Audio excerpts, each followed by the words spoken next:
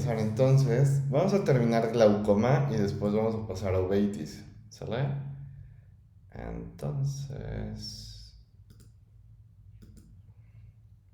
Listo, ya pueden ver mi pantalla. Entonces, Sí, doctor.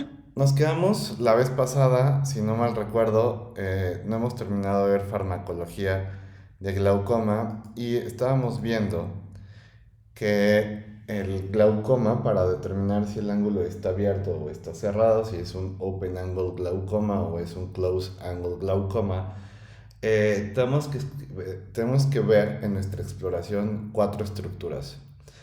Estas estructuras, si recuerdan, de atrás hacia adelante van a ser ciliary body o cuerpo ciliar, scleral spur o espolón escleral y trabecular meshwork o malla trabecular. Y esta malla trabecular a su vez tiene dos secciones. Una que se llama pigmentada, que va a ser muy fácil. De hecho, cuando yo empecé a hacer esta, se llama gonioscopía. Cuando yo empecé a aprender a ver si el ángulo estaba abierto o estaba cerrado, pues me guiaba mucho por si veía esta malla trabecular. Si esta malla trabecular tiene esta coloración café, pues me podía identificar si veía que estaba adelante una porción blanca y otra atrás, como si, hagan de cuenta, como si fuera un sándwich de jamón con pan blanco. Hagan de cuenta que el pan blanco, lo blanco es el scleral spur hacia atrás y hacia adelante es la porción no pigmentada del trabecular meshwork. Y en medio pues estás el jamón, ¿no? Entonces me acordaba, dije, bueno, es como el jamón, entonces es como esta parte de color cafecita. Y hasta adelante tenemos Schwalbe's Line. Y Schwalbe's Line o línea de Schwalbe corresponde a cuando termina, es la zona donde termina Decimet, ¿de acuerdo? Entonces, al tener estas cuatro estructuras, podemos decir que el ángulo está abierto. Conforme va pasando el tiempo o si vamos teniendo un crecimiento del cristalino y este cristalino empuja al iris hacia adelante, pues puede hacer que se empiece a cerrar este ángulo o incluso puede haber sinequias. Es decir, puede haber un proceso inflamatorio que haga que este iris empiece a sobreponerse o a encimarse sobre el ángulo y lo empieza a cerrar. Entonces, como les explicaba, así se ve en la vida real. Este es un diagrama donde podemos ver cómo está, pues aquí está el iris y después tenemos aquí el cuerpo ciliar o la raíz del iris. Esta parte pigmentada, luego viene la no pigmentada que es el scleral spur o espolón escleral, trabecular meshwork y hasta el último la línea de Schwalbe. ¿Ok?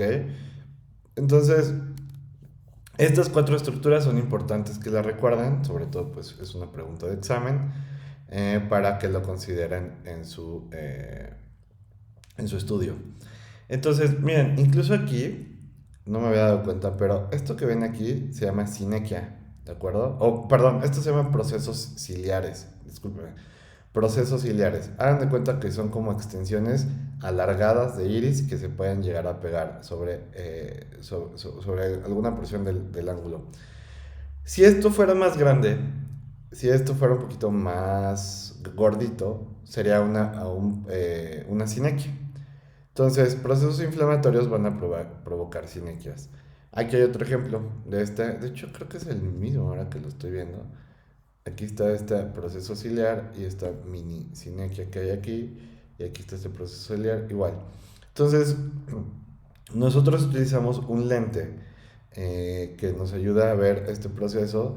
Y obviamente si el ángulo, si estamos viendo el espejo desde abajo, obviamente estamos viendo el, eh, el ángulo superior, ¿sale? Entonces es contralateral a lo que estamos viendo. Aquí incluso puede ver este proceso ciliar. En la vida real utilizamos un lente que se llama gonioscopio o también podemos utilizar un lente que se llama lente de tres espejos o lente de Goldman.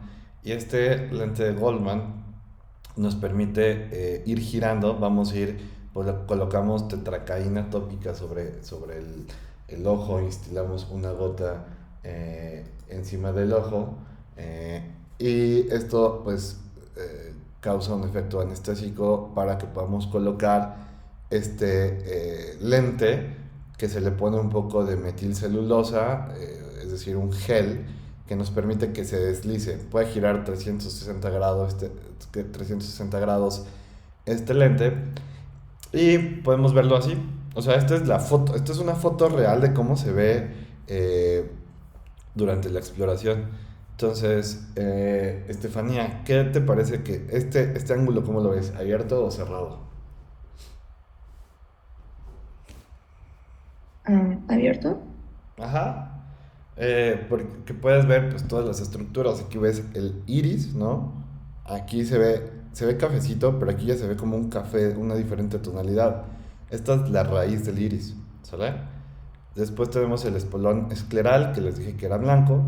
Y después tenemos la porción pigmentada del trabecular meshwork o malla trabecular, la porción no pigmentada. Y hay una línea, tal vez aquí no se puede ver tan fácil en la presentación. Es de hecho bastante compleja de verla en la vida real, pero es una línea que se ve mucho más blanca, ¿sale? Créanme que ahí se ve. Ahora, si lo vemos aquí, tenemos una clasificación que se llama Sheye, la clasificación de Sheye. Esta clasificación nos ayuda para decir si el ángulo está en 4, está en 3, está en 2, en 1, está en 0. ¿Sale? En 4 y 3 se considera abierto y de 2 para abajo se considera cerrado. Entonces, cuando nosotros describimos un ángulo, decimos, empezamos, superior, está en 4. Giramos y va a decir, nasal está en 3, inferior está en 3, temporal está en 4. O sea, tenemos 4 cuadrantes que prácticamente están abiertos. Entonces ese ángulo está abierto. Pero ¿qué pasa si tenemos un ángulo que arriba está en 2, en nasal está en 1, inferior 0, temporal en 4, ¿no? O sea, tenemos 3 cuadrantes que están cerrados y uno que está abierto, pues ese se considera un ángulo cerrado o próximo a cerrarse, ¿sale?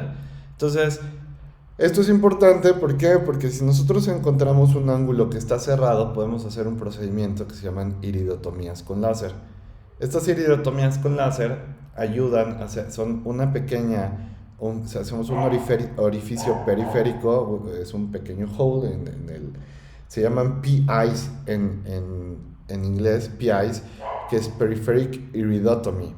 Las PIs sirven para poder liberar un poco de presión detrás del iris. ¿Qué pasó? Ah, ok.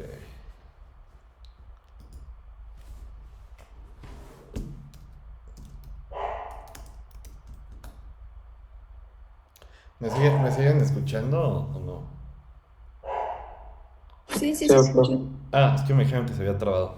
Perdón. Bueno, entonces estas PIs sirven para liberar. Hagan de cuenta que si ustedes echaran. Acuérdense que el humor acuoso se genera atrás del iris, ¿sale? Entonces, cuando se está produciendo este acuoso, si hay un contacto muy estrecho entre el iris y el cristalino, la zona por donde pasa el humor acuoso pasa por el centro de la pupila o por la pupila hacia adelante, hacia la cámara anterior, ¿sale? Si yo tengo un contacto muy estrecho entre el iris y la cara posterior del iris y la cara anterior del cristalino, va a hacer que ese humor acuoso también tenga cierta limitación en su paso. Entonces empieza a acumular demasiado humor acuoso en la parte trasera y empieza a empujar el iris hacia adelante. ¿Sí me captan esa idea? Haz de cuenta que lo abomban. Es como si le estuvieran soplando de atrás hacia adelante o empujándolo más bien de atrás hacia adelante. Y pues obviamente va a hacer que el iris se empiece a sobreponer encima del ángulo. ¿Sale? Entonces estos PIs lo que hacen es liberar, hacer una compuerta para que libere la presión retroiridiana y tenga otra zona de escape y ya no se esté abombando. Entonces, por eso es importante, porque el único glaucoma que tiene cura es el glaucoma de ángulo cerrado. Cuando hacemos una PI, una peripheric iridotomy o iridotomía periférica a tiempo. Incluso después de liberar esta presión, incluso ayer hice 3 iridotomías en pacientes, se ve cómo sale disparado el humor acuoso de atrás. O sea, la presión es como si saliera, ¡pum!, disparado hacia adelante. Sale incluso pigmento, como si hubiera una explosión, porque estás liberando mucha presión retroiridiana. ¿Sale? Entonces, creo que este video ya se los había compartido, ya se los había pasado, pero es justamente de cómo se forma este acuoso. Acuérdense, no, tenemos que entender muy bien la dinámica del acuoso.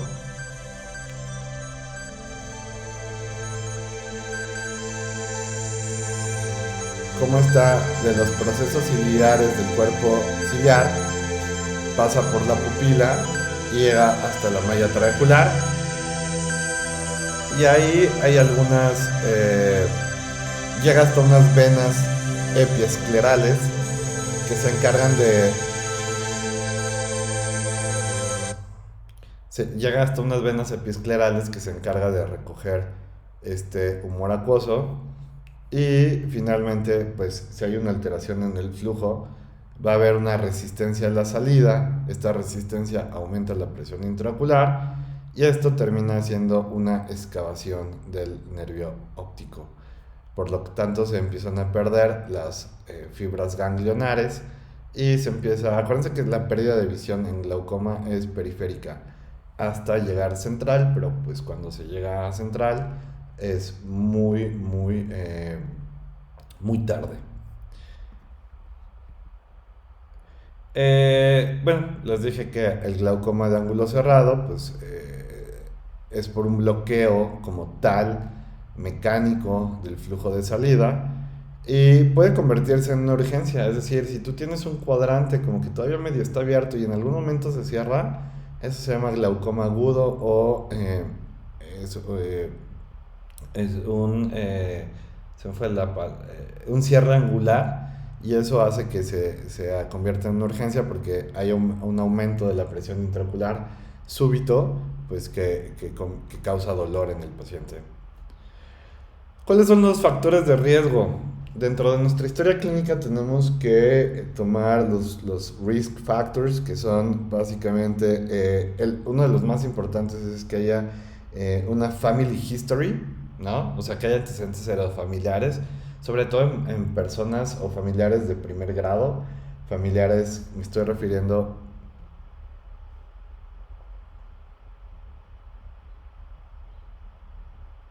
Ok, ¿ya me escuchan de nuevo?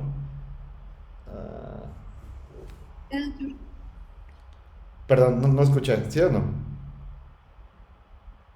Ya, Sí, doctor. ya. Perdón. Ok. Entonces, los familiares de primer grado es algo que se considera para mí. Escuchar que mi paciente tiene sus papás o una hermana con glaucoma y en eso veo una papila excavada y un ángulo medio con tendencia a cerrar. En ese momento empiezo luego a hacer iridotomías, ¿no? O, por ejemplo, si el ángulo está abierto y tiene factores de riesgo y ve un nervio sospechoso, una papila sospechosa, pues tal vez es conveniente que se manden a hacer estudios. Dijimos que los estudios van a ser campimetrías o campos visuales y OCTs. E incluso yo la verdad es que si tengo, aunque la presión no esté tan alta, pues ya les empiezo algún hipotensor. Edad es otro factor de riesgo, sobre todo pacientes arriba de los 65 años de edad, pues ya es más frecuente el glaucoma en esta edad. Etnicidad y raza, pues acuérdense que los orientales, los asiáticos, tienden a tener ojos más pequeños, a ser hipermétropes. Ojo, si estamos viendo un paciente hipermétrope con un ángulo estrecho, no se esperan, ¿sale? Es más alto en los pacientes afroamericanos, ¿sale? Es más probable que un paciente de etnicidad negra o hispanos tengan más riesgo que los blancos, ¿de acuerdo? Diabetes mellitus como tal también es un factor aislado, es nuevo, que se ha encontrado un factor independiente también para glaucoma y las mujeres pueden tener un riesgo ligeramente más alto. Entonces, ¿qué es lo que tenemos que hacer? ¿Cuáles son las llaves o los puntos clave para la recomendación en la práctica? Pues lo ideal es que tomemos fotografías cada vez que llega un paciente con el que estamos sospechando que pueda tener glaucoma para que podamos comparar estas fotos del nervio óptico de forma secuenciada y poder ver si en algún momento hay algún cambio. Eh, También el tratamiento de forma temprana pues disminuye la probabilidad de una progresión y por lo tanto de una pérdida del campo visual. Existen varios subgrupos de medicamentos. Estos medicamentos tienen líneas, es decir, metemos los medicamentos de primera línea, los de segunda línea, los de tercera línea. Los medicamentos de primera línea hasta hoy, 2022, siguen siendo los análogos de prostaglandinas. De hecho, están hasta acá abajo. ¿Cómo actúan? Pues ayudan a mejorar la salida del acuoso, es decir, aumentan el outflow. Hay dos formas en que puedes disminuir la presión. O disminuyes la producción o aumentas la salida. ¿Sale? Entonces, los análogos lo que hacen es aumentar esta salida. Tenemos un montón. Y esta tabla pues ya es un poquito viejita, es del año pasado. Del año pasado ahora pues hay otros nuevos. Pero en general tenemos el bimatoprost. Casi todos los análogos terminan en prost. ¿Sale? Latanoprost, afluprost, travoprost. ¿Ok? Todos estos tienen algo en común. Se aplican una vez al día antes de ir a dormir. Es una gota. Y son los que más efecto hipotensor tienen que el resto de los medicamentos. Son los más potentes, pero tienen una desventaja. La desventaja, buena o mala, la mala es que ponen los ojos rojos. Entonces muchos de estos pacientes tienen sus concerns, ¿no? De que tienen los ojos rojos durante el día y pues se puede disminuir con el uso de lubricantes, pero pues finalmente también irritan la superficie y causan sensación de cuerpo extraño, ardor, lagrimeo. Y en las mujeres, bueno, en todos, en hombres y mujeres, pues provocan un crecimiento de las pestañas. Entonces, incluso estos son los medicamentos que después se utilizaron con fines estéticos, para que las mujeres tengan sus pestañotas.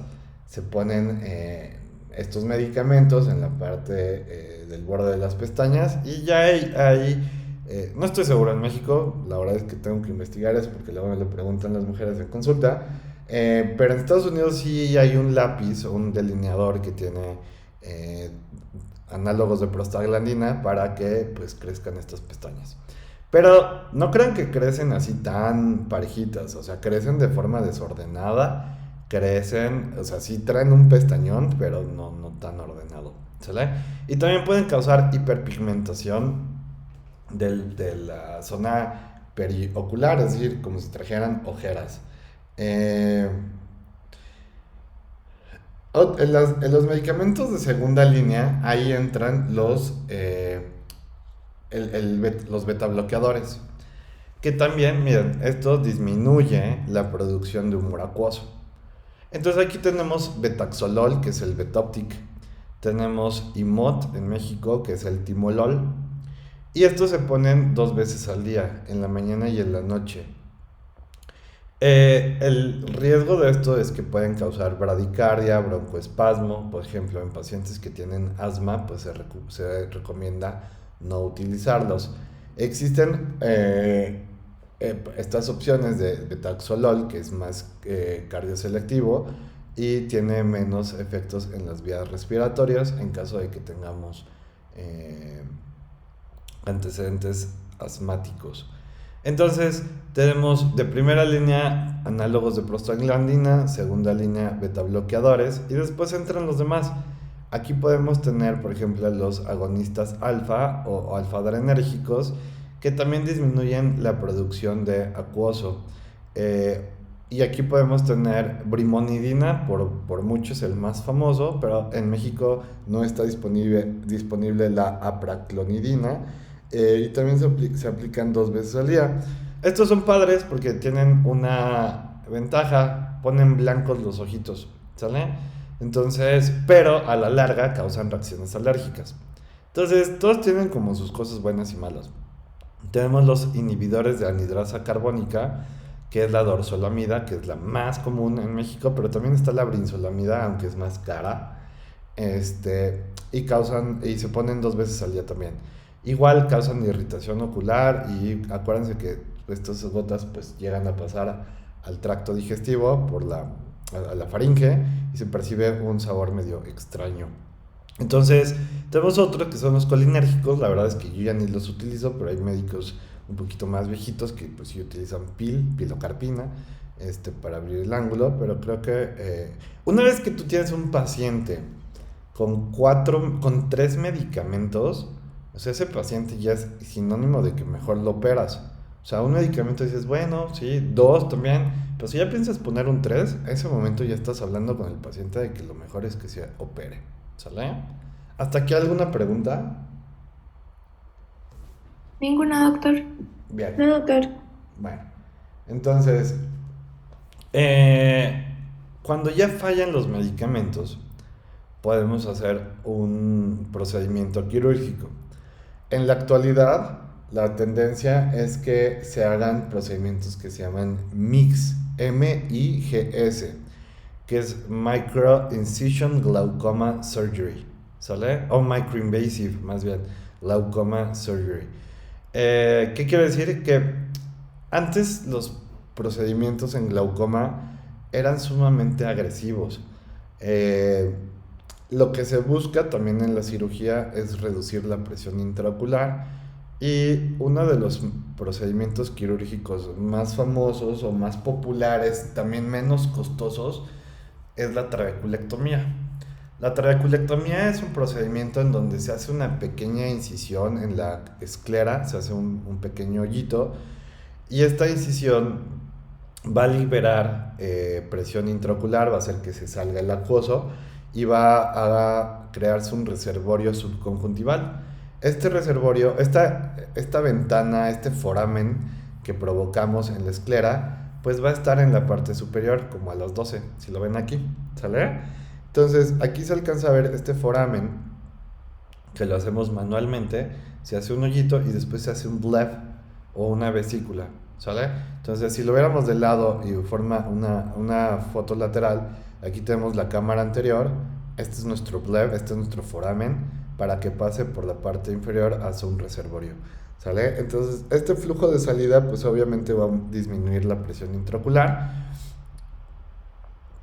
Y estos son los PIs, lo que les comentaba.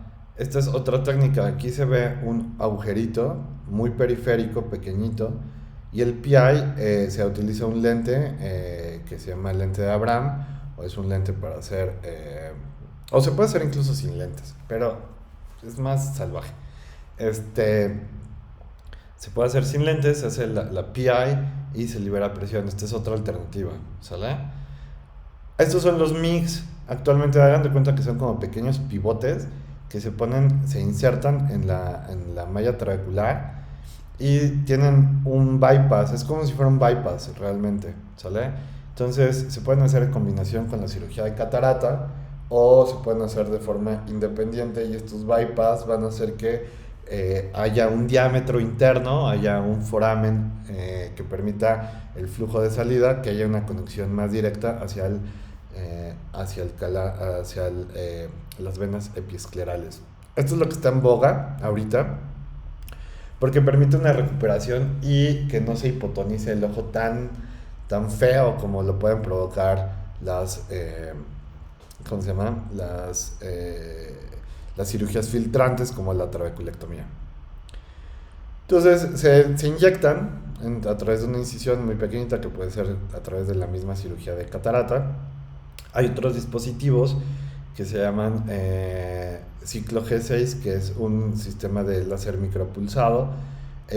No se tiene que abrir el ojo y se dan disparos en esta zona que se ve morada, con la finalidad de, si lo viéramos con una radiografía, le pega al cuerpo ciliar, entonces como que lo atonta, hace que no funcione bien este cuerpo ciliar y por lo tanto disminuye la producción de acuoso. ¿Sale? Aquí tenemos otra técnica que es con un implante de válvula. Esta válvula se llama válvula de Ahmed, pero hay otras que es, por ejemplo, válvula de Mondino, y estas válvulas tienen forma como de un mouse alámbrico. ¿Sale? Entonces, este mouse o esta válvula, perdón, tiene un tubo. Este tubo se va a conectar a la cámara anterior y este tubo va a ayudar a que se libere acuoso. Denme un segundito. Bueno.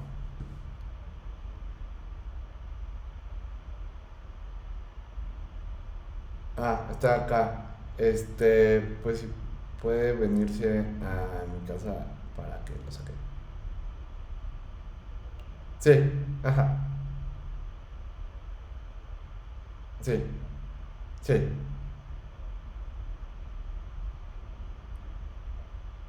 Bye. Sí, nada más. Bye. Entonces, este sistema, pues, si hay un aumento en la presión intraocular, pues sirve para que se libere este acuoso e de igual manera se pueda filtrar hacia el espacio subconjuntival. Así se ve una fotografía real donde vemos en la cámara anterior un tubo, pero este paciente tiene hasta dos. Me ha tocado ver pacientes que tienen hasta 3 tubos. ¿Y esto por qué? Porque se crea una fibrosis con el tiempo se crea una fibrosis encima de la válvula, y esta fibrosis impide que haya un flujo adecuado de salida del humor acuoso, y pues obviamente empieza otra vez a subir la presión intraocular. ¿Sale? ¿Alguna otra? Con esto terminamos la parte de glaucoma. ¿Sale? Entonces vimos los subtipos, vimos la clasificación, vimos cómo se ve la malla traocular, y nada más. ¿Sale? Y sobre todo con cuál medicamento se empieza. ¿Y cuándo se empieza tratamiento? Justamente cuando tenemos una presión arriba de 24. ¿Sale? Si nosotros tenemos presiones de 24 o superior, pues esto es una indicación para que ya empecemos hipotensores. Porque hay un grupo de pacientes que tienen más de 24 de presión, aunque no tienen datos clínicos de glaucoma, pueden desarrollar a la larga glaucoma. Es decir, son hipertensos, pero pueden migrar al grupo ya de pacientes glaucomatosos. ¿Sale? ¿Dudas? Doctor, una duda. Sí. De las intervenciones quirúrgicas, ¿cuál es el gold standard o lo que se hace primero? O sea, la primera opción es el bypass. Eh, no, es que tienes que ver, hay muchos factores. Si me preguntas cuál es la más común o cuál podría ser como el gold standard, no hay como tal un gold standard, más bien sería como cuál es la más común, la que les enseñé primero, la trabeculectomía, ¿sale? Porque esta es la más barata de todas, es muy económica. Y pues no requiere como tal un entrenamiento tan detallado. O sea, alguien que maneja la parte de adelante del ojo, el segmento anterior, la puede hacer. El tema de las cirugías no es tanto la cirugía. Hacer una cirugía no es difícil. El reto es el seguimiento postquirúrgico, porque muchas veces estas cirugías, pues no es que ahorita se los cuento muy bonito, de que baja la presión y todo está perfecto. Lo que llega a suceder en la vida real es que a veces se hipotonizan estos ojos porque se baja demasiado la presión intraocular. Entonces tienes que saber manejar las complicaciones. Y también, por ejemplo, ¿cómo comparas esta cirugía que te puede costar, no sé, 5,000 pesos versus estos bypass nuevos que cada dispositivo, sin contar la cirugía, te cuesta aproximadamente 20,000 pesos? Entonces, vamos, no hay como tal un gold standard, sino tienes que como cada caso se analiza, porque incluso estas válvulas en pacientes con diabetes que hacen glaucomas neovasculares son la primera opción, porque todos los demás no te funcionan. O en gente joven también te vas directo a válvula, ¿no? O utilizas válvula o utilizas otras cosas que se llaman mitomicina C, que son para disminuir la inflamación y que no haya esta cicatrización anómala o exagerada que les explicaba, que puede hacer que fallen las salidas, las aperturas que buscamos hacer, ¿no? Es como una olla express. Ese pivote de esa olla pues te ayuda a liberar presión, pero si tú le empiezas a poner cosas encima, se empieza a tapar otra vez. Eso que es ponerle cosas encima es el equivalente a una fibrosis. ¿Sale? Sí, doctor, gracias. Va. Bueno, esto es la parte de glaucoma. Vamos a ver rápido la parte de uveitis, ¿vale? Entonces, déjenme, hago el cambio de presentación.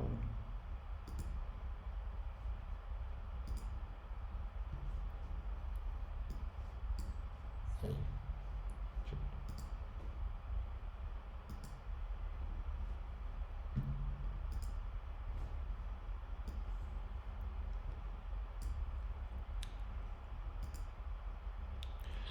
Bueno, pues vamos a ver entonces.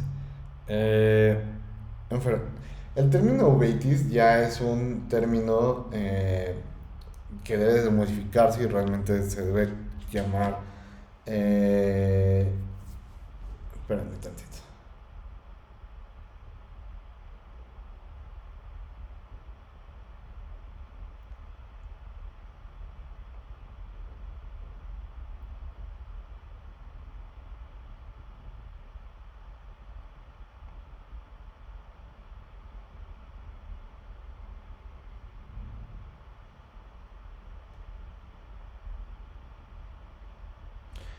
Entonces, la uveitis es un grupo de enfermedades que, si ustedes recuerdan, el tracto uveal como tal eh, compone a la coroides, al cuerpo ciliar y al iris. Es decir, de atrás hacia adelante tenemos coroide, que es la parte vascular, el cuerpo ciliar, pues que es el que con el que producimos el humor acuoso y la acomodación, y el iris, que regula la cantidad de luz que entra al ojo. Entonces, las enfermedades oculares inflamatorias o uveitis son procesos inflamatorios que involucran este tracto uveal principalmente y otras estructuras oculares de forma secundaria. Entonces, de forma primaria, el tracto uveal es el que se afecta. Y podemos tener... aquí se me modificó. Entonces, es una causa de ceguera poco reconocida, porque la gente no piensa en uveitis, ¿ok? Primero, porque no la conoce. Y segundo, porque no es tan común. El 10 al 15% de las causas de ceguera son atribuidas a algún proceso inflamatorio intraocular. De entre estos tenemos categorías como son infecciones, traumatismos, cáncer o procesos autoinmunes. Y es una causa de ceguera bastante importante tanto en Estados Unidos como en México. Entonces, hay un consenso para poderlas clasificar, porque antes cada quien las clasificaba como quería, y esta clasificación va a ser de acuerdo a qué tipo de estructura se inflama. Dijimos que tenemos tres posibilidades, es decir, se puede inflamar el iris, se puede inflamar el cuerpo ciliar o se puede inflamar la coroides o se pueden inflamar los tres juntos, ¿ok? Entonces, vamos a clasificar a las uveitis anteriores si la estructura afectada es el iris y cuerpo ciliar. Se va a clasificar como intermedia si lo que se afecta es una porción o la parte posterior del cuerpo ciliar, que a esto se llama pars plana. Y la posterior, obviamente, coroides, y de forma secundaria o también primaria puede ser retina y coroides. Y panuveitis es cuando se inflama todo, ¿sale? Entonces, esto es bien importante porque esa clasificación es, si no entendemos esa clasificación, no entendemos nada de uveitis. Entonces, cuando tenemos una iridociclitis o irido de iris, ciclitis de cuerpo ciliar, es decir, se está afectando, es decir, anterior, tenemos una uveitis anterior, clínicamente vamos a cursar con un ojo rojo doloroso. A diferencia de otras causas de irritación, por ejemplo, en las conjuntivitis, en las alergias, pues no hay dolor. Va a haber otras molestias, va a haber incomodidades, pero como dolor como tal no hay, más que en las uveitis o en aumentos de la presión intraocular severos, ¿sale? Entonces, ojo rojo sirve para, es un diagnóstico diferencial de diferentes procesos inflamatorios que pueden ser tanto internos como externos, ¿ok? ¿Cómo nos ayudamos? Bueno, revisando más en la exploración, si encontramos algunos que se llaman PKs, que son precipitados, KPs, perdón, Keratic Precipitates, que son precipitados queráticos o retroqueráticos, son pequeños acúmulos de inflamación localizada en el endotelio, ¿sale?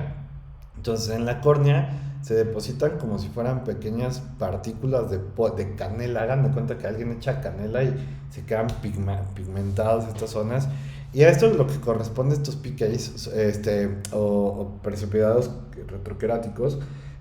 Son procesos, acúmulos de células inflamatorias, ¿sale? Y también podemos, si se acumulan demasiado, si hay mucha inflamación en el segmento anterior, podemos tener un fenómeno que se llama... no se está proyectando, no están viendo nada. No, doctor. Ay, no me... No, doctor. Perdón.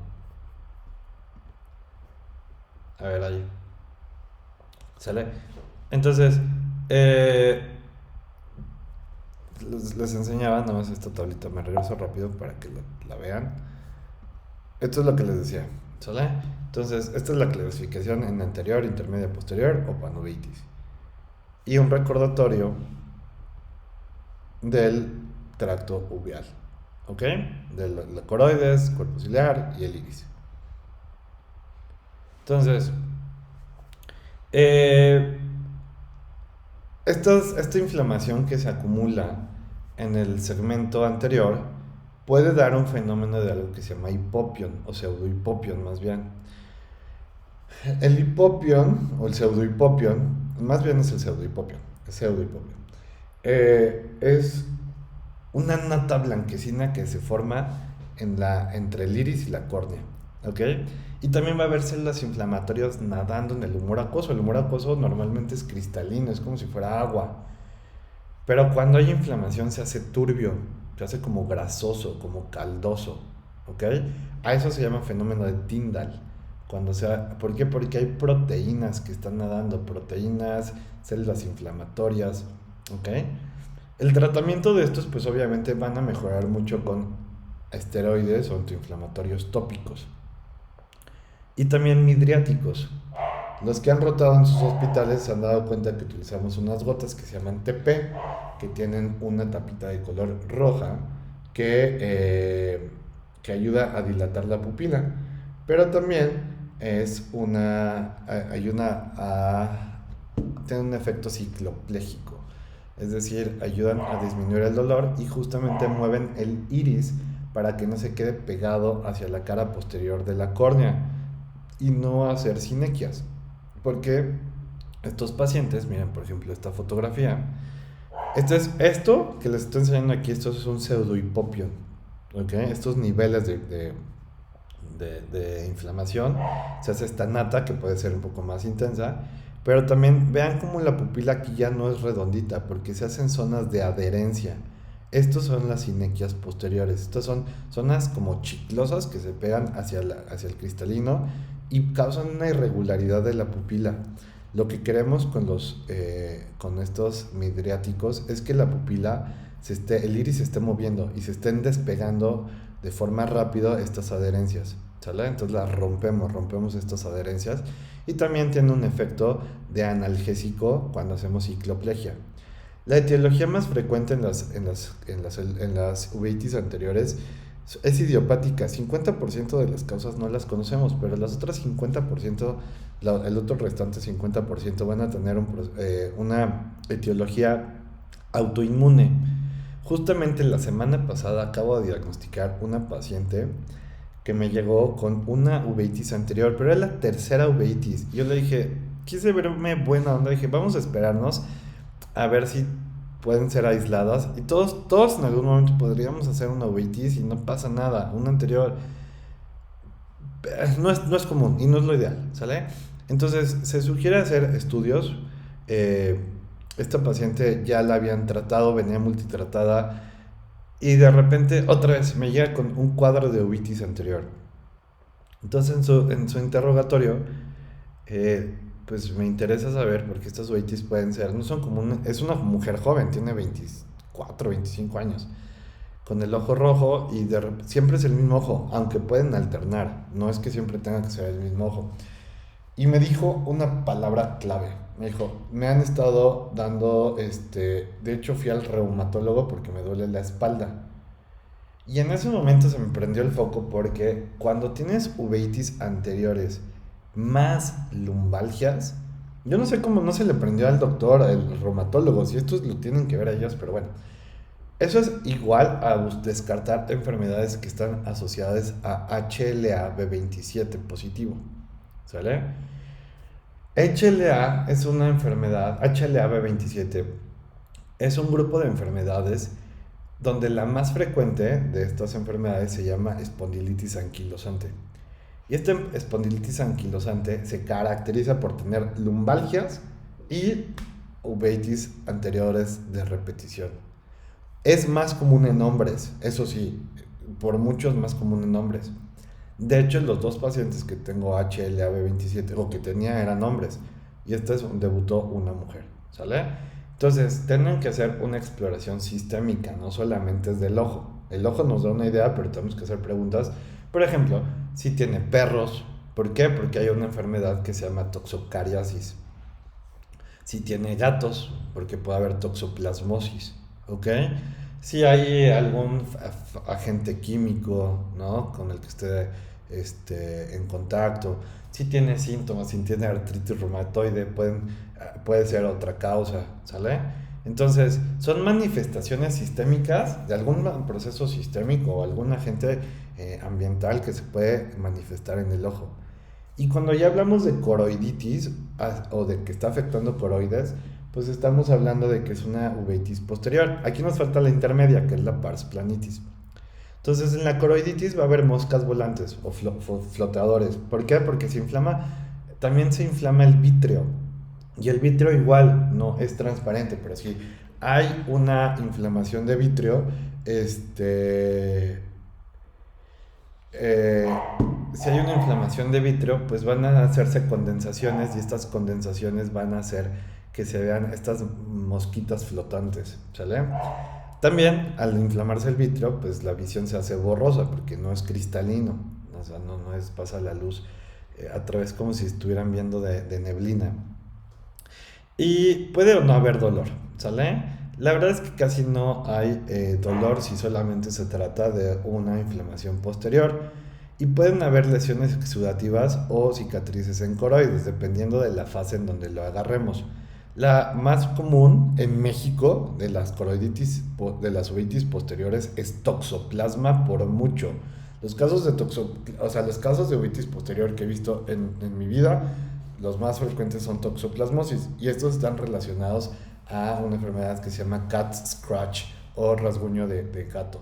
Entonces el gato es es el portador del Toxoplasma gondii, que es un parásito que viaja por el torrente sanguíneo y se puede alojar en la coroides, específicamente en la zona central, en la mácula, donde hay más demanda metabólica, ¿sale? Entonces, eso es importante preguntar también, pues, en la historia clínica del paciente, ¿no? Eh, ¿Cómo se tratan? Pues obviamente vamos a utilizar antibióticos en caso de que sea cat scratch o que haya toxoplasmosis o y corticoides, pero ojo, hay que los corticoides con cuidado porque pues podemos incluso miren aquí dice toxoplasmosis, no me había dado cuenta. Podemos encender, por ejemplo, si es otra infección y no le damos el antibiótico y solo le damos esteroides, pues podemos encender eso, ¿no? Entonces, estos son los clinical features o las manifestaciones clínicas que podemos encontrar dependiendo de la ubicación. Si es anterior, pues celularidad en cámara anterior, celularidad inflamatoria en cámara anterior, precipitados retroqueráticos, nódulos en el iris también podemos tener, y tenemos inequias tanto anteriores o periféricas o posteriores, ¿sale? Por mucho, las anteriores son las más comunes de todas las manifestaciones uveíticas, ¿sale? Y esto incluye, pues, que se afecte el iris o el cuerpo ciliar y el iris, iridociclitis o una ciclitis anterior, ¿sale? Acuérdense que si se afecta la parte posterior del cuerpo ciliar, ya eso se llama una uvitis intermedia, que la más común es pars planitis, ¿sale? Entonces, en las intermedias también podemos tener celularidad en el vítreo anterior, podemos tener inflamaciones de los vasos sanguíneos retinianos, periféricos, y no es tan frecuente. Sin embargo, en México sí vemos pars planitis y lamentablemente lo vemos en niños. Son niños que empiezan a perder visión. Y como es una vitis intermedia, no se pone el ojo tan rojo, es un ojito medio rojito, así como rosita, ¿sale? Y pobres, les va muy mal, o sea, les va muy mal si no llevan tratamiento, porque incluso terminan con micofenolato, inmunosupresores, porque tiene un factor inmunológico muy importante. Entonces, estos pacientitos pueden tener complicaciones devastadoras y perder por completo la visión si no se manejan adecuadamente, ¿sale? Las uveitis posteriores, pues obviamente les dije que van a tener coroiditis, retinitis, papilitis. Denme un segundito. Están tocando. Marisa.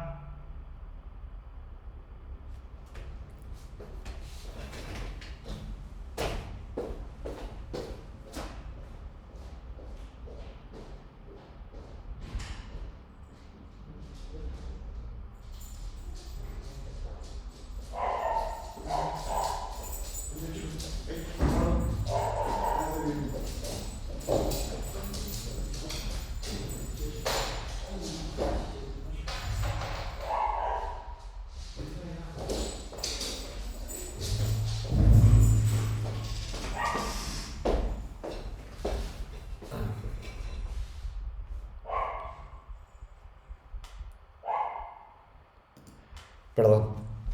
Entonces, les comentaba, entonces en las posteriores podemos tener coroiditis, retinitis. También el nervio óptico se puede llegar a afectar, ¿sale? Tenemos una enfermedad que se llama BKH, en donde el sistema inmunológico ataca a los melanocitos que están en la coroides. Y una de sus características es que se puede inflamar también el nervio óptico. Entonces, en la toxoplasmosis también podemos tener inflamación del nervio, de la cabeza del nervio óptico, y pues eso se llama papilitis. Y podemos tener una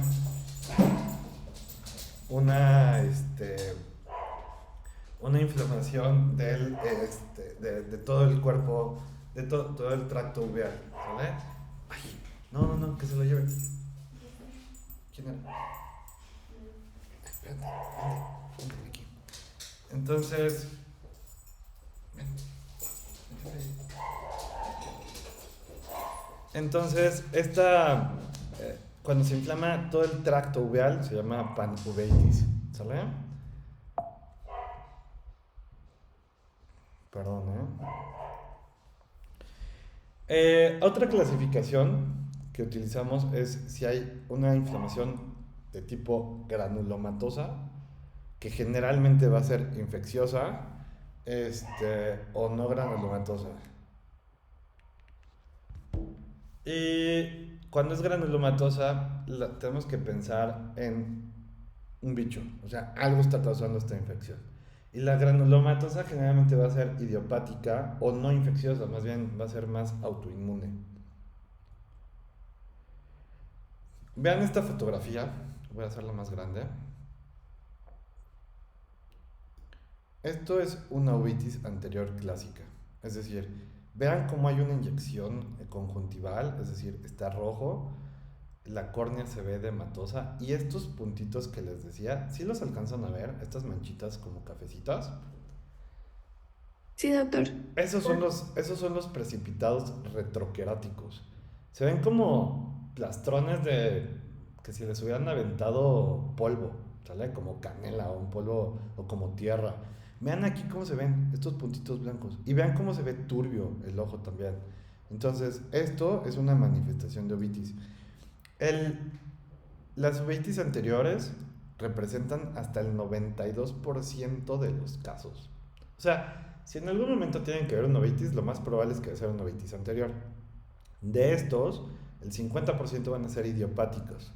Y en las otras van a ser espondiloartropatías seronegativas, que es lo que les explicaba hace ratito, del HLA-B27, que pueden ser las segundas más frecuentes, pero también podemos tenerlos en artritis juvenil, ¿sale? Entonces, en niños o en niñas que tienen dolores articulares de rodilla, que se inflaman, no es que me duela, no es que dicen, ay, me duele, corro y me duele, no, no, no. O sea, es que amanecen con la rodilla inflamada, hay que estar checando eso. Y un agente bien frecuente, yo hasta lo pondría aquí como tercero, va a depender de la estadística de, por ejemplo, si es un hospital de referencia o es un hospital puramente oftalmológico. Si es un hospital general, pues van a ver de todo, pero si es oftalmológico, como que ya llegan medio depurados los casos. Y a mí lo que, en segundo lugar, después de incluso de idiopática, les puedo decir que la queratovitis herpética, por mucho, es muy frecuente, ¿sale? Entonces, herpes ataca e inflama el segmento anterior, aunque herpes puede inflamar lo que quiera. Entonces, por eso hay que preguntar, por ejemplo, decir, oye, ¿te han salido fuegos en la boca? Para que te des una idea de por dónde puede venir el agente etiológico. En cuanto a epidemiología, la intermedia generalmente es idiopática, es decir, la parsplanitis. La posterior, la más frecuente, es toxoplasmosis. Y de las panuveitis tenemos igual, de forma más frecuente, idiopática y sarcoidosis en un 15 a un 20%, hasta un 30%, ¿sale?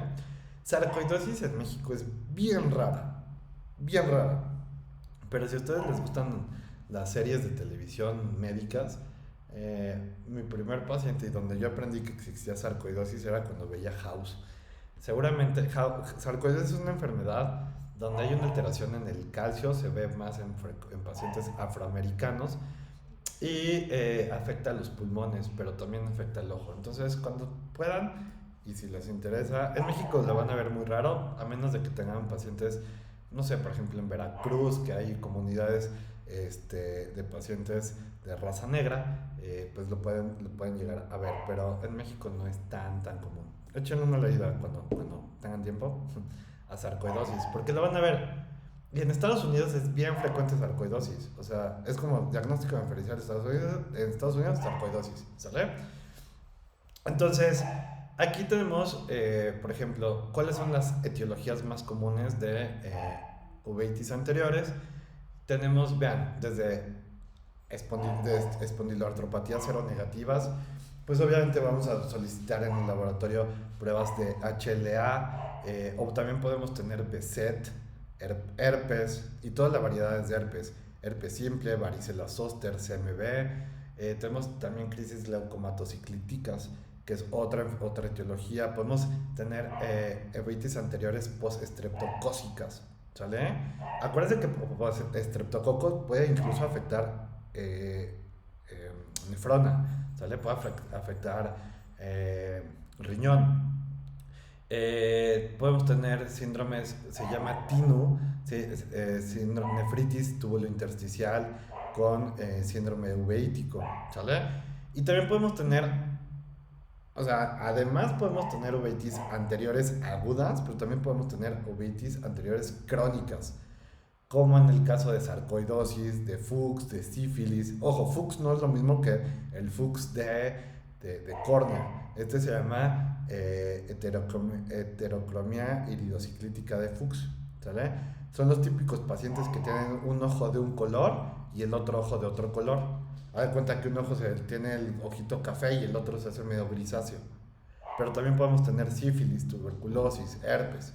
Entonces, ya dependiendo de lo que queremos encontrar, podemos solicitar, pues, obviamente, PPD, cuantiferón, para tuberculosis, ANA, si estamos pensando en un proceso artrítico, o incluso, les digo, sarcoidosis, podemos pedir un chest X-ray, es decir, una tele de tórax, ¿no? Y si pensamos que sea intermedia, pues, híjole, un montón. Las parsplanitis son bien agresivas. Lyme disease, ¿no? Lyme disease obviamente es por esta garrapata. Y preguntarle, oye, ¿te fuiste de camping a Estados Unidos, a Yellowstone o a, no sé, ¿sale? O sea, ahí es muy común Lyme. O incluso pensar, si tenemos una mujer joven que está teniendo parestesias, pérdida de fuerza, pues tenemos que pensar en esclerosis, en multiple esclerosis, ¿no? Y pues en ese caso pensar en solicitar un MRI que podemos ver las zonas de desmielinización. Si tenemos una uveitis posterior, si pensamos en toxoplasma, pues lo que les decía, si tenemos gatos que no están, o son gatos de la calle, porque el problema de las coroiditis o de las uveitis posteriores es que dejan cicatrices. Y estas cicatrices, si son en la mácula, pobre de ese ojo, porque ya perdió la visión central. Es un paciente que está condenado a ver una mancha negra en el centro toda su vida, ¿sale? Entonces, pues tenemos otras enfermedades mucho más raras como Birdshot, corioretinopatía, coriopatía serpiginosa, que incluso son casos que dentro de la oftalmología los reportamos porque no son comunes de ver, pero los tenemos que conocer. Y por último tenemos BKH, que diga las panuveitis, las que involucran todo el tracto uveítico. Y dentro de estas, BKH es la más frecuente, que es lo que les decía, que es una especie como de... es una enfermedad donde incluso se puede despigmentar parte de la piel. Se me fue el nombre, vitiligo, tienen vitiligo, pero son anticuerpos dirigidos hacia los melanocitos coroideos, ¿sale? Entonces, incluso acuérdense que cuando vimos desprendimiento de retina seroso, BKH es una de las causas más frecuentes porque hay un proceso inflamatorio en coroides. Entonces, el cuadro clínico de la uveitis anterior, pues si es aguda, vamos a tener visión borrosa. Es una visión borrosa que se instaura en cosa de horas o días. Y vamos a tener un ojo doloroso, rojo y una fotofobia intensa. Es como una triada, ¿sale? Ojo, esto también te lo puede dar un cuerpo extraño. Si te cae una rebaba en la córnea, esto te lo puede dar. Entonces, por eso es importante referirlo y no porque hay muchos mimetizadores, es la palabra correcta, eh, o crónica, donde cuando son crónicos, pues tienen el ojo rojo, pero no hay tanto dolor, tienen poca fotofobia, pero persiste la visión borrosa. Entonces, clínicamente vamos a ver, no hay secreción, o sea, en estos pacientes no tenemos secreción si estamos pensando, a ver, es una irritación, ya sea una infección, una conjuntivitis, pues obviamente no va a tener secreción y eso podremos descartar que hay una infección. Ojo rojo, pues el ojo rojo se ve completamente rojo, O sea, no hay una línea, ahorita se les pongo, hay un diagnóstico diferencial donde hay una reacción ciliar y no hay ni siquiera espacios blancos. Obviamente vamos a ver una celularidad en cámara anterior y proteínas, eso le llamamos Tyndall, y depósitos retroqueráticos, que son las manchas que les enseñé. Podemos tener irregularidad en las pupilas si ya hay sinequias, si ya hay adherencias, y podemos tener también hipopión, que es poco frecuente.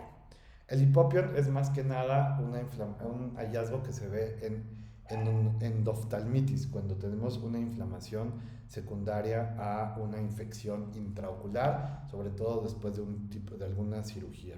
¿Sale? Eh,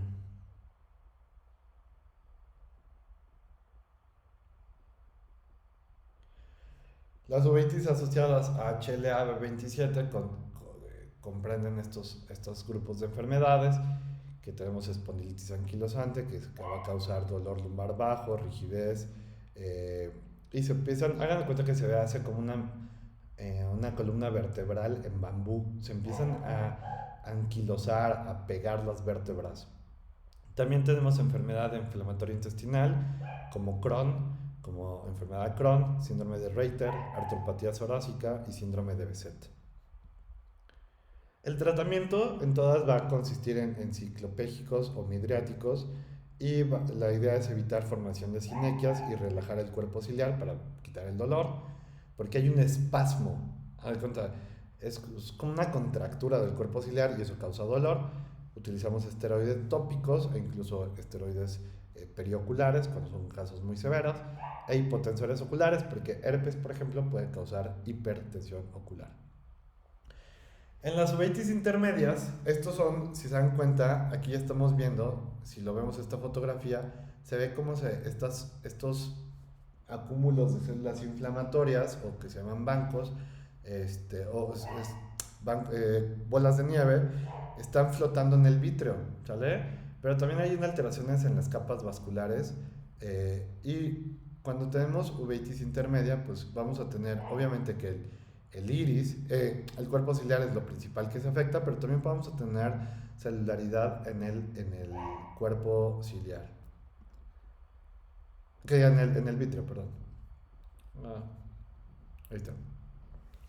Entonces, aquí vamos a ver que se afecta el cuerpo ciliar y podemos tener también afectada la retina periférica y el humor vítreo. Se va a ver más frecuente en la primera década de la vida de los adultos o en adultos jóvenes, es igual hombres y mujeres, y el 80% de estos casos son bilaterales. Síntomas, pues visión borrosa, como está afectado, está inflamado el vítreo, pues va a tener miodesopsias y puede tener dolor, ojo rojo, fotofobia, es poco común. Entonces, estos ojos casi están muy tranquilos, a veces es difícil porque no se dan cuenta que el niño está teniendo una inflamación intraocular hasta que ya de plano ya formaron cataratas o ya se desprendió la retina y hicieron membranas ciclíticas, ¿sale? Entonces, en la exploración vamos a encontrar condensaciones vítreas que se llaman copos o bancos de nieve, vasculitis de retina adyacente y células inflamatorias en la porción anterior de vítreo. Así se ven. Hagan cuenta que es como si tuvieran una bolita ahora de Navidad que ustedes agitan. Se ven esas células inflamatorias nadando en el vítreo y podemos tener pues incluso estas membranas iridociclíticas que llegan a traccionar el cuerpo ciliar y lo pueden llegar a desprender. ¿Por qué se baja la visión en estos pacientes? Porque pueden hacer cataratas subcapsulares posteriores secundarias al proceso inflamatorio, edema macular cistoide o quístico, que es lo mismo, también por la inflamación, membranas ciclíticas, que es lo que les acabo de enseñar, y pueden cursar con glaucoma. Y el glaucoma puede ser por la misma enfermedad o por el tratamiento con esteroides. Entonces, estas son las fotografías de una catarata subcapsular posterior, que esto ya los habíamos visto, ya las conocen. Edema macular, pues justamente utilizamos un estudio que se llama OCT, donde podemos ver cómo está inflamada esta mácula. Esto no es normal, lo de abajo es normal, la parte de arriba, esos quistes, esos circulitos que se ven en esta parte superior, pues en esta zona, estos son quistes, esto es acumulación de agua, esto es normal. Entonces aquí hay un edema macular quístico. Membrana ciclítica, aquí las podemos ver, estas membranas que traccionan de la periferia jalan hacia la periferia y pueden desprender, se contraen y pueden desprender el cuerpo ciliar, snowbanks o bancos de nieve. Y las probables etiologías en una uveitis intermedia, pars planitis por mucho es muy frecuente, sarcoidosis, esclerosis múltiple, sífilis, tuberculosis, ¿sale? El tratamiento pues va a ser dependiendo de qué es lo que tenemos. Usualmente las gotas no llegan, los esteroides tópicos no van a llegar hasta esa zona, por lo cual utilizamos inyecciones intraoculares o subtenonianas de esteroides, y se dejan al menos 3 dosis durante 3 semanas, y el uso de inmunopresores sistémicos. Y por último tenemos las uveitis posteriores.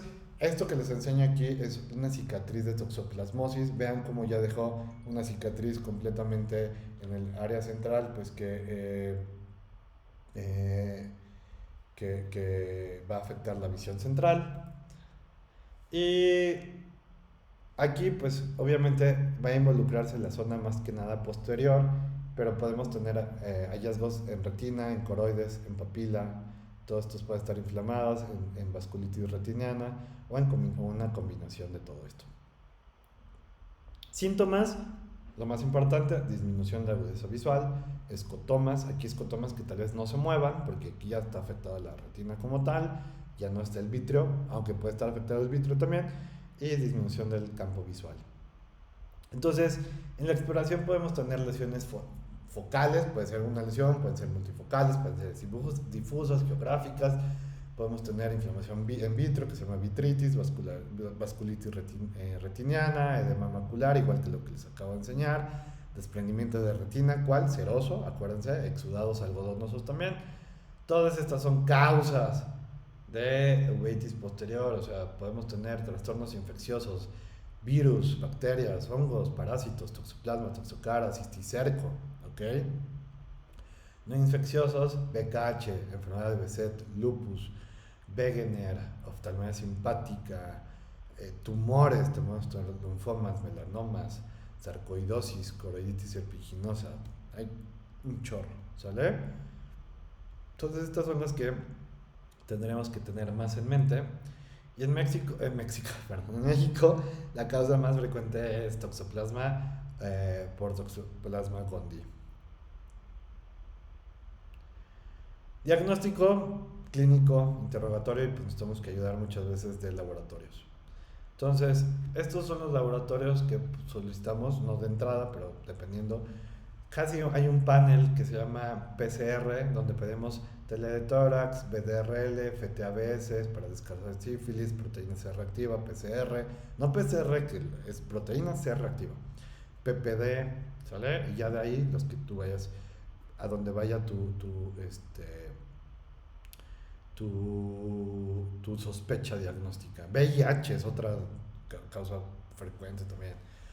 Tratamiento pues es etiológico, antiinflamatorios esteroideos, inmunosupresores, y pues la idea es evitar las complicaciones que pueden dar el edema macular crónico, el edema de nervio y desprendimientos de retina exudativos. Panuveitis involucra, hagan de cuenta que todo lo que les acabo de decir, pero todo al mismo tiempo. Entonces en las panuveitis pues se inflama todo el ojo. Las causas pueden ser infecciosas o no infecciosas, y estos son los principales agentes: BKH, oftalmia simpática, TB, sarcoidosis, sífilis. ¿Sale? Yo creo que esto ya es un poquito más de lo mismo. Y este es el cuadro más importante, ¿sale? Que puedan ver cómo se clasifica en el anterior hasta una panuveitis, y nada más. ¿Alguna duda que tengan?